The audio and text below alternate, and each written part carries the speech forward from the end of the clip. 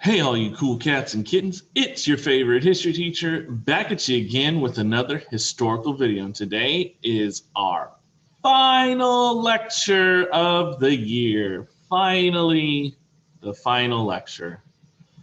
So we're talking about the end of the Cold War. So let's get busy. Okay. So, chapter 15, section 1. I'll wait for it to load.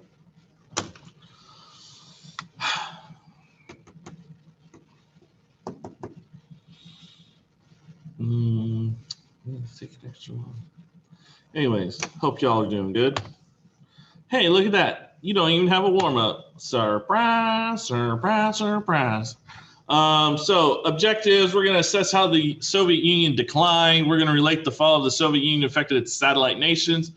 And we're going to hypothesize about the fall of the Soviet Union. The fall of the Soviet Union also led to the decline of communism in East Asia. All right, shifts are following. So Stalin's Soviet Union emerged from World War II as a superpower with an Eastern European sphere of influence stretched from the Baltic to the Balkans. Victory, however, brought few rewards for Soviet civilians. Stalin continued to fill forced labor camps with, quote, his believed enemies of the state. Under Stalin's successor, Nikita Khrushchev, Soviets enjoyed greater freedom of speech. Some government critics were freed from labor camps during this time. Khrushchev also oversaw a shift in economic priorities away from heavy industry toward the production of consumer goods, but remained firm on a command economy. This is called the thaw in Moscow. And the thaw in Moscow inspired some Eastern European countries to move towards independence. However, that's going to fail. Khrushchev will crush the Hungarians in 1956, and Brezhnev, Khrushchev's successor, crushed the Czechs in the Prague Spring in 1968. Again, here are his successors, Khrushchev, Brezhnev.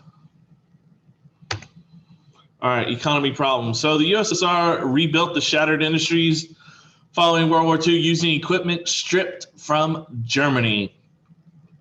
The government poured resources into science and technology. They launched Sputnik 1, which was the world's first artificial satellite in 1957. Yet, the Soviet economy had problems. The collective agriculture remained so unproductive that Russia, a grain exporter in Tsarist Russian times, had to import grain to feed its people. The Soviet command economy would not match the Western market economies in producing consumer goods. Again, the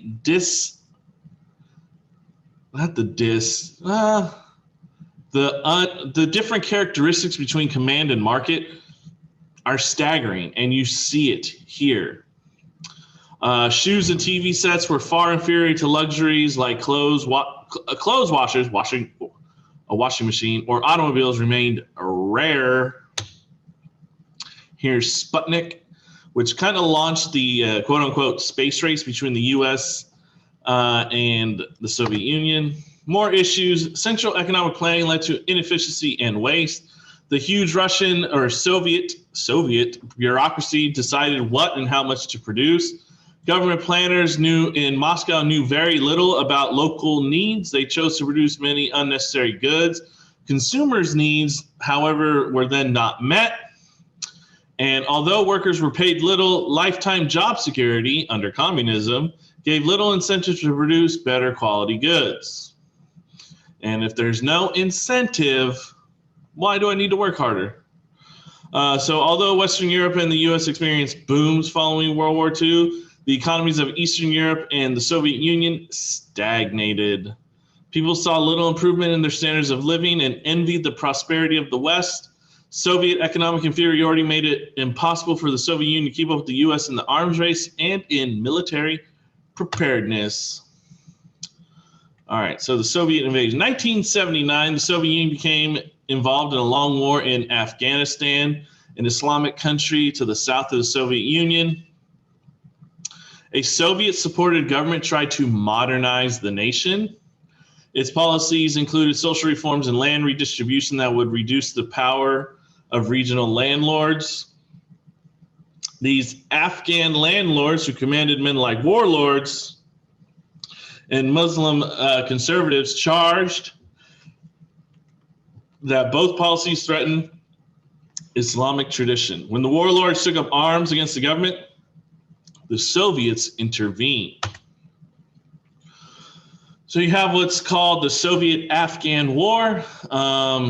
So the Soviet Union battling the Mujahideen, which are the Muslim religious warriors. That's as the book translates it. I'm sorry if I butchered it.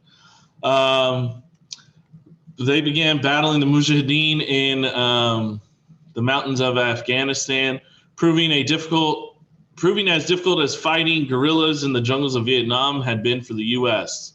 In the mid-1980s, the U.S. government began to smuggle modern weaponry to the Mujahideen, and the Soviets had years of heavy casualties, high costs of war, and very few successes. Like America's war in Vietnam, the struggle in Afghanistan provoked a crisis of morale for the Soviets at home. So we had a little hiccup in Vietnam. The Soviets are going to have a hiccup in Afghanistan. Here you have a picture of the Mujahideen. Another picture of us smuggling in AR-15s. Here is the Soviet Union to the north. This is Afghanistan. And these are all the major insurgent groups. All right, so Gorbachev and his reform. So in 1985, an energetic leader named Mikhail Gorbachev, he came to power in the USSR. I know it looks like Gorbachev. It's Gorbachev. Unless I'm totally wrong. I don't know. I learned it as Gorbachev. Anywho, with the economy in bad shape and the war dragging on in Afghanistan, Gorbachev was eager to bring new reforms. These changes would soon spiral out of his control.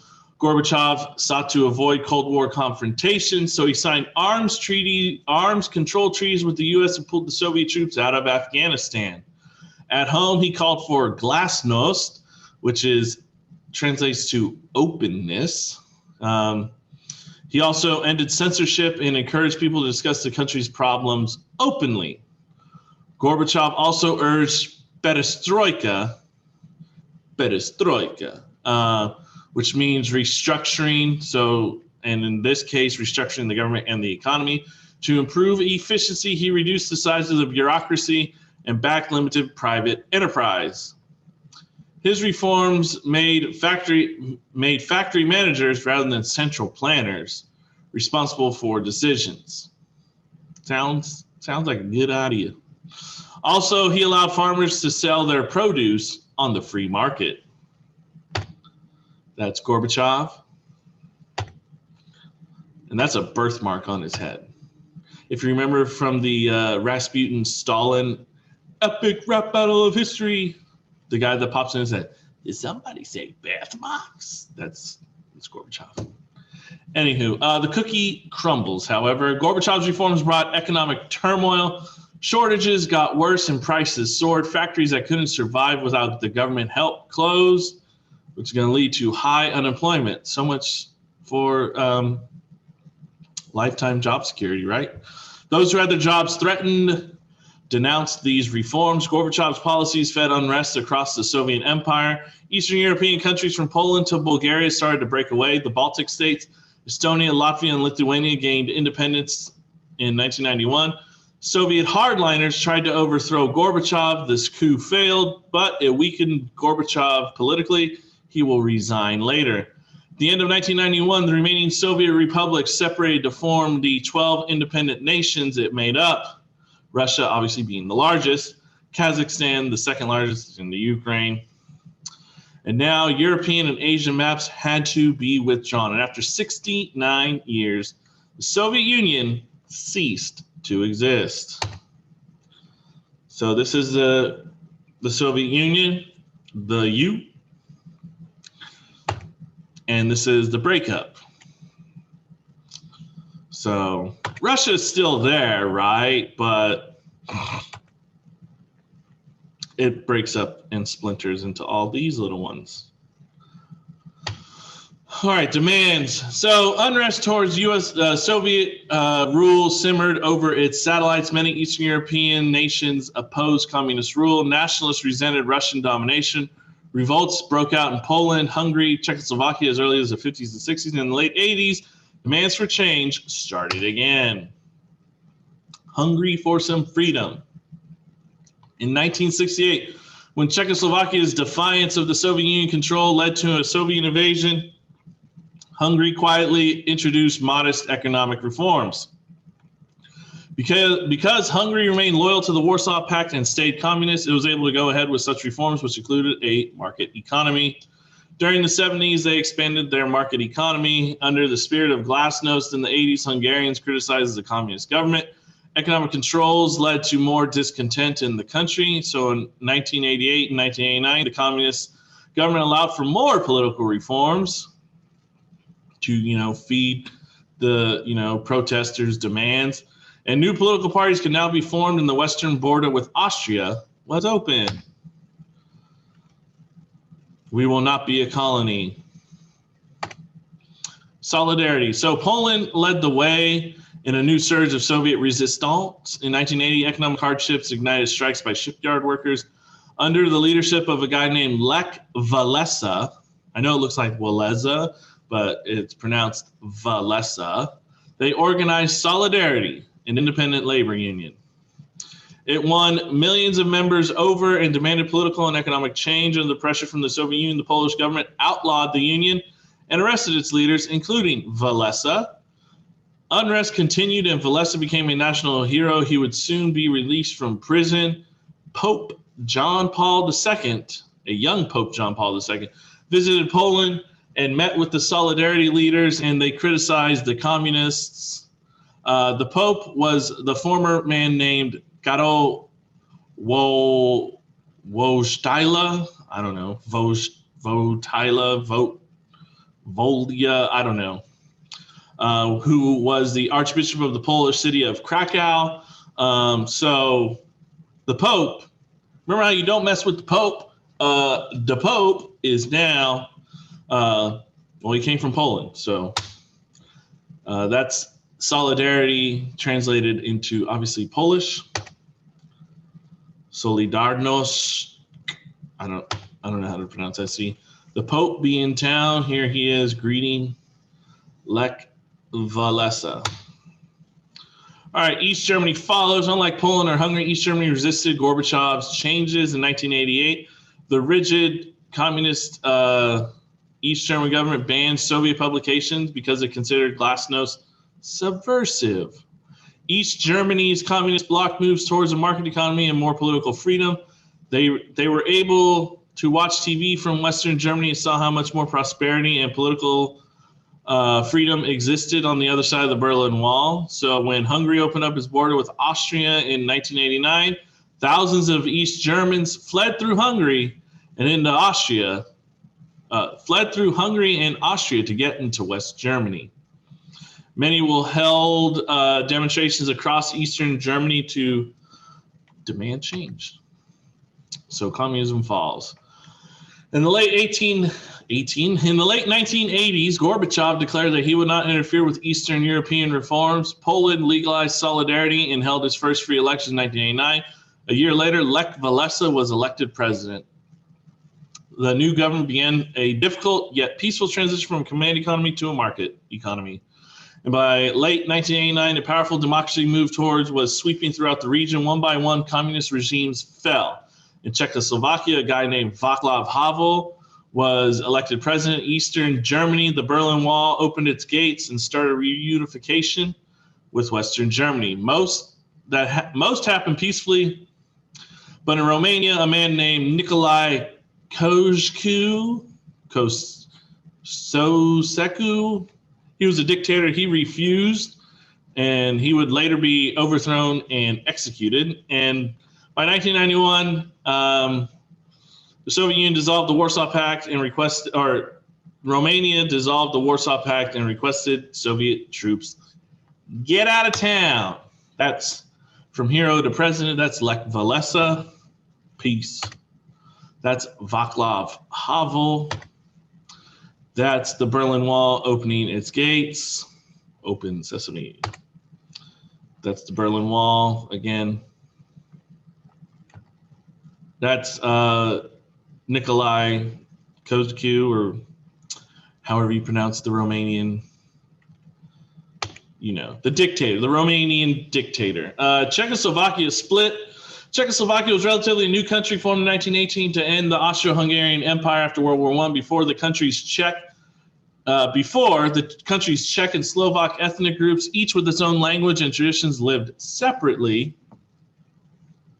After its founding, the Czechs dominated the government in World War II. Czechoslovakia was divided by Nazi Germany. Czechoslovakia reunited following the war. When the communists lost powers in 1989, some Slovaks called for independence. In 1992, Czechs and Slovaks agreed to divide the country into new nations of Slovakia and the Czech Republic. There's Czechoslovakia. There it is today. All right, so at the beginning of this lecture, we said how communism fell in East Asia. So here we go. China's concessions. Gorbachev urged leaders of other communist states to consider both political and economic changes. Leaders of the People's Republic of China accelerated the compromise with capitalism under a man named Deng Xiaoping, introduced these reforms in 1980 or during the 80s. The result was an amazing economic boom, including double-digit growth rates for more than a decade. China's Communist Party, however, undertook no political reforms. While watching their neighbors unravel, Chinese leaders worked to preserve the one-party communist rule and their own power. There you go, Deng Xiaoping, architect of modern China. Vietnam and North Korea. Communist Vietnam opened itself to the world in the 1990s to establish diplomatic relations with the United States. Vietnam also began to find itself economically appealing to tourists and becoming a world leader in exporting coffee. North Korea, however, refused to reform its economic and political system. Its rigid, totalitarian government often failed to feed its people. Hundreds of thousands of North Koreans will die of starvation or malnutrition in the 1990s. So where communism fell, there was some growth, there was some rebirth, and eventually East Germany caved in, and China was able to make some reconciliations with capitalism, but still remained communist, right? But Vietnam, I'm not going to say gave up, but they saw the way the world was going and said, we need to get rid of this, otherwise we're going to fail too. And North Korea said, no, we're not changing a thing. All right, so Cuba falters. Communism in Cuba seemed to be living on borrowed time. Deprived from Soviet support and crippled by the U.S. sanctions, the Cuban economy deteriorated. Many thought communism in Cuba would not long-live its founder, the aging, well, now he's deceased, Fidel Castro. And America rises. The last slide. With the collapse of their greatest rival, the U.S. was widely recognized as the only remaining superpower. After years of thin budgets, Russia's armed forces were weak and ineffective. Only the U.S. could project its power worldwide. The U.S. emerged as the world's leading military power. From time to time, the U.S. would exercise this power. Beginning in the 90s, they staged several military ops around the world to be continued. But that's for you in your Cold War research project to figure out. Americans seemed unsure of their proper role in the world. Some objected to the risk and expense of being the world's policeman. Others thought the U.S. should play an even more aggressive role in world affairs. America's unrivaled power produced mixed reactions around the world. Where the Soviet threat existed, the U.S. had been a valuable counterweight. Some saw the U.S. as a protector of freedom. And with no rival around, people in many parts of the world were less pleased to see any single nation as powerful as the U.S. had now become. Mixed reactions, right? And there you go. That concludes this year's lectures. Come at me, bro, Uncle Sam. America. All right. So thank you for stopping by. Hopefully you did enjoy that. Your homework is, we're still continuing homework, sorry. Your homework is page 542, 3 through 6.